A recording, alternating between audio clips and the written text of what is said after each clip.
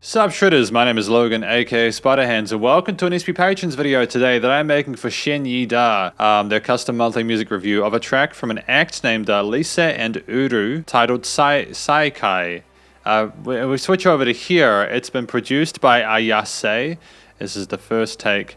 We're going to listen through this track from start till finish. We're going to hear what we think. Apparently there's also subtitles which I appreciate, so this should be good. We'll make it full screen as well. Let's go. Thank you for giving me a subtitled version. I appreciate that.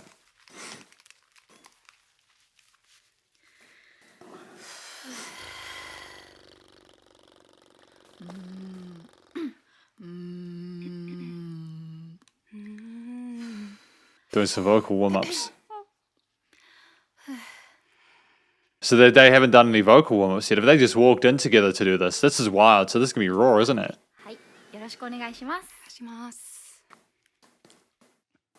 I know Lisa. Oh, this is exciting. I know Lisa. またねと笑って見せてくれた同じように笑い返していたのに気づけば少しにじんでいたあなたの姿 Great vocal technique as well. You can tell from like the lack of like a lot of movement in her throat that she's kind of using really healthy sort of like chest voice there. It's great. Great piano motif behind it.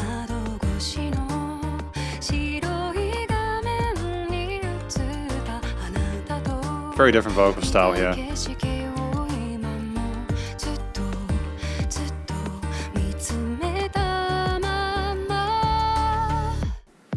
And excellent. I love the piano motif going on in the background with the drums and how punchy and how well that sidechain there. Suits the different vocal styles really well. Great work from the accompaniment.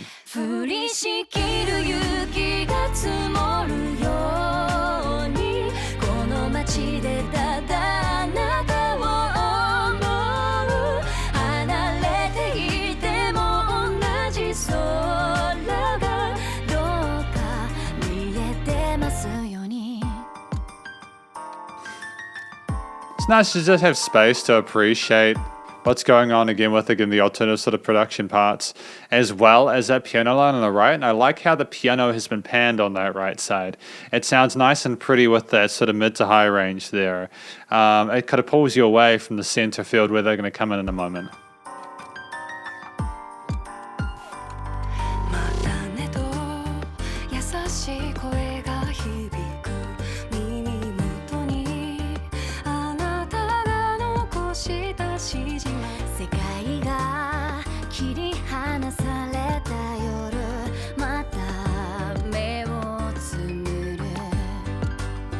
I love that major lift there at the end because that's a parallel major.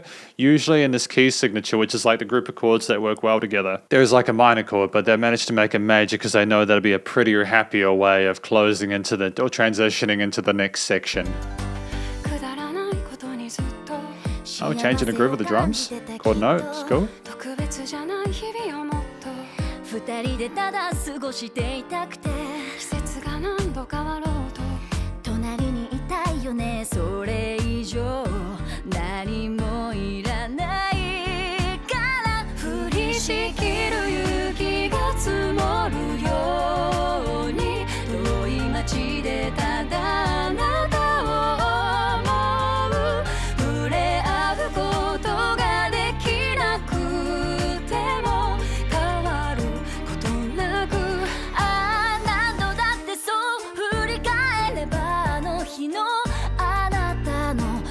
That's a very expensive microphone, by the way. I'm not sure if you're aware of this. I would say that would not be any less than like a few $1,000s US. I would say that would be phenomenally expensive. That is like look at the size of that cable at the bottom.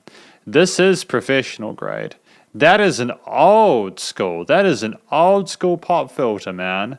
This is the good stuff they're using today.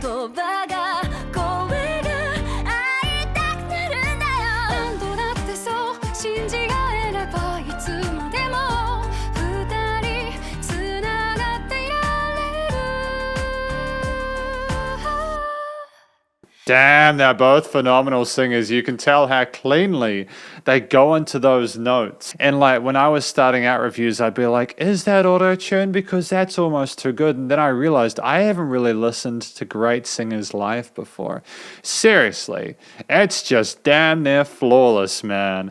Just going between those little notes. We haven't just got our usual pretty legato moments where you know, we got some really calculated, interesting harmonies between those two, especially in the chorus, where we get some really sort of jazzy, colorful intervals going on there with the piano lines and the cute little jazzy harmonies that are going on here. Sophistication, engagement, enjoyable.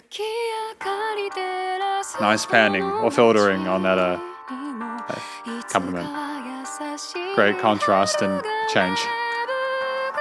ここでまた会えたその時は涙こぼさないように冬の終わりを告げる淡雪そのひとときに願いを乗せるどんな季節も景色もあなたと共に同じ場所で感じ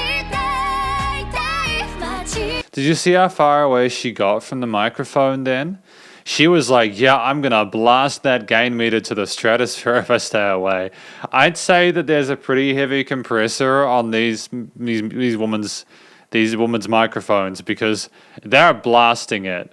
And again, like that's experience to know to step away from the microphone when you talk loudly because you need to, you can't do it loud when you're this close. You know, keeping their chin up, the perfect height for they are, you know.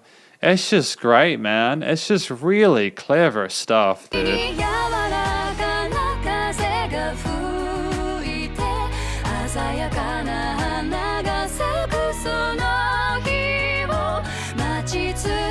It's absolutely divine, the way that they're singing this. I know I'm pausing and that's potentially going to annoy people and potentially I'm even stating the obvious. But I mean, this is how you need to sing in order to succeed as a musician. And I know that some of these artists, I presume, because we've got some Japanese names, these might be Japanese musicians. And I could be wrong there, let me know. But that industry over there is friggin' insane, man. Like, to be able to get signed, to get anywhere, you need to be extraordinary. And this is the cream of the crop, man. It's you need to be at this level to succeed, man.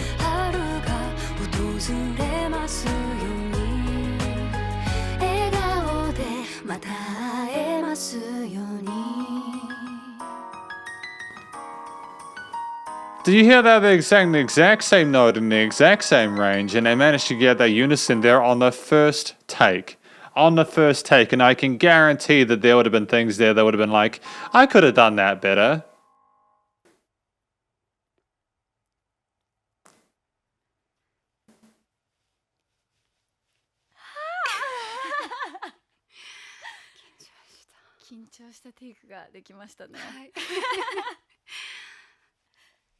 The first take. I cannot believe... Shin Yida, you have given me a gift today. I adore this performance. They are sensational vocalists. They're so happy with themselves as well. They're like, look what we did together. And they had a great time together. It's phenomenal chemistry between these two singers. Lisa and Uru are produced by Ayase. So I assume that Ayase might have produced the backing behind it. Because this is the conclusion of my review of Lisa and Uru's Saikai, again produced by Ayase, the first take. It's part of Shin Yida's Custom Monthly Music Review. What do I think this track was about? I think that this song was about to a person who is away from the person they love or they care about. And I think that they miss them and care about them, and they're looking for the opportunity to be able to get back with them, but also they understand that the distance is potentially not even caused by an actual location. Maybe the change of seasons is what causes them to miss each other. I just realized the microphone is like not even pointed at my face.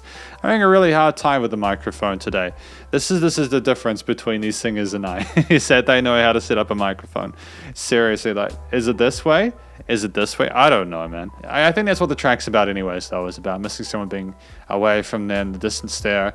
And it's told from two different perspectives, from Lisa and Uru.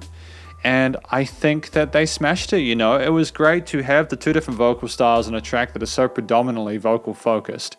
You have Lisa, who is clearly a little bit sort of more like intense with her takes there. There's a sort of a bigger, kind of more sort of grand energy there. Although that could have been mildly influenced, to be fair, by the comment section, which has been making constant comparisons of these two. Like, one is the sun and one is the moon, one is the fire and one is the ice or something like that, you know, which I think is kind of cute. I can imagine that may have been done on purpose, primarily because when you are trying to find singers to sing a track, and if you do want opposing takes or contrast between them, you try and find the most different voices possible, whilst also finding people that are competent at what they do. That's the most important thing you can do, is find musicians who can really sing, but who sort of like move, sort of gel well together because they're different. And they managed to smash it. Clearly, we have two singers with phenomenal vocal technique, absolutely sensational chemistry between them. In the sense, look how well they communicated with each other. They were listening for each other the entire time. It wasn't just the fact they had Tremere's hidden chest voice, or they knew their notes and scales and key signatures, and they knew how to sort of flutter up and down. They obviously knew the material. They didn't need to check the lyrics or anything like that beforehand. It was just, I was just down there flawless, man. And, you know, they had their eyes closed, and they were leaning into it, and they were really into it 100%. It was clearly a passionate vocal performance. They absolutely sold it. And it's not, again, it's one thing to be able to sing well by yourself. It's another thing to sing on like a live take with a backing track and to sing along to that and be sort of familiar with that. It's another thing entirely to sing with someone else and harmonize not only in thirds and fourths and other sort of fun intervals, but harmonize within the exact same note and get that sorted, the unison note. But then to also do it on the first take is absolutely incredible to me. I'm incredulous as to how they got it so good.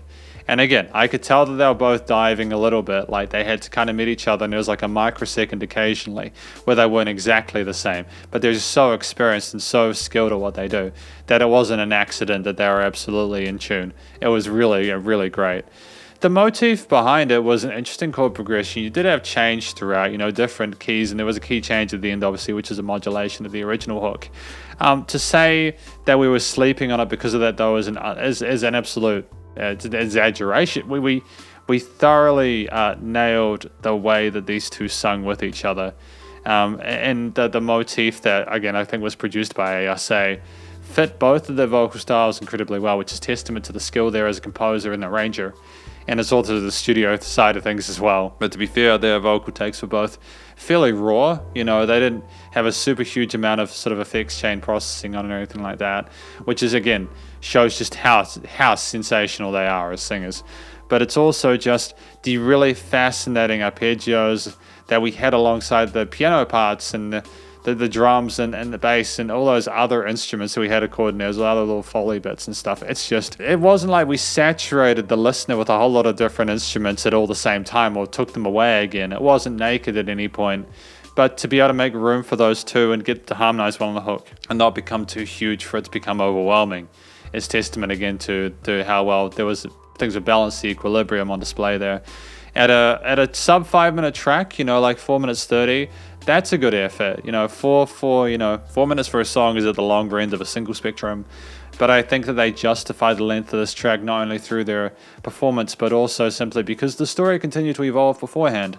I think we had Lisa to start, and then Uru followed with the verse, and then in verse 2, Uru started, and then Lisa came in to sort of follow things on. Again, they clearly understood that we were taking turns and we weren't trying to be the special one or capture the attention. It was a team effort. There was great camaraderie and chemistry between the musicians here.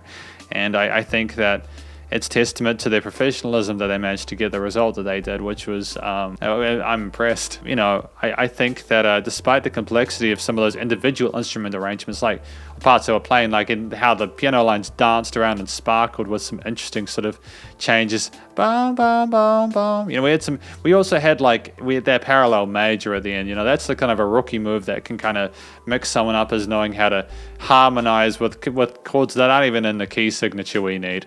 It's just experience and effort and polish and accuracy there, you know, precision on behalf of everyone involved. You know, I would usually wonder if we could have had an alternative lead instrument, but I think these two were strong enough to not need an extra lead instrument in the accompaniment. And that's phenomenal, really, to have a vocal performance that is almost like different lead instruments within itself, alongside a story being told. It's not an easy thing to do, but they managed to achieve that here. And I mean, like, let's not even get started talking about the production, the studio, and recording, mixing, and mastering. I mean, like, it's an absolute masterstroke. There was absolutely no room for error at this point, especially in a live performance. But there was no sleeping on it. Those vocals were recorded sensationally well. Great clarity and presence in the mix, nice EQing and filtering. Again, the vocals were done incredibly well as well, so that obviously helped. You can't really polish a turd. It was beautiful, and to have it sit so well with everything else, it kind of makes you wonder whether this was the take that was recorded for the album, which wouldn't surprise me. It wouldn't surprise me if it was, because I think it was damn near close enough for that. The leveling instruments and mix was great, nice and wide in the stereo field as well. Little bits of filtering and stuff with like the motif or like the chorus line, I think in the second or third time we did it as well, which helped add a different sort of coloration in addition to the vocals, which would remain the same. And there was that great adjustment there.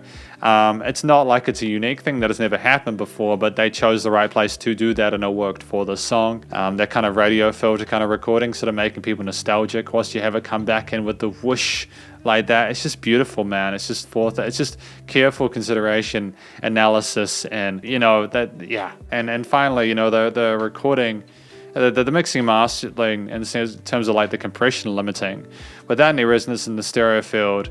It was nice and loud without pumping. There was great dynamic range to it. And all in all, it was just so beautiful to listen to these two musicians, along with Ayase, give us something at this level today. Because this is effectively my review of Lisa and Uru's Saikai, again, which was produced by Ayase. Hopefully you enjoyed it.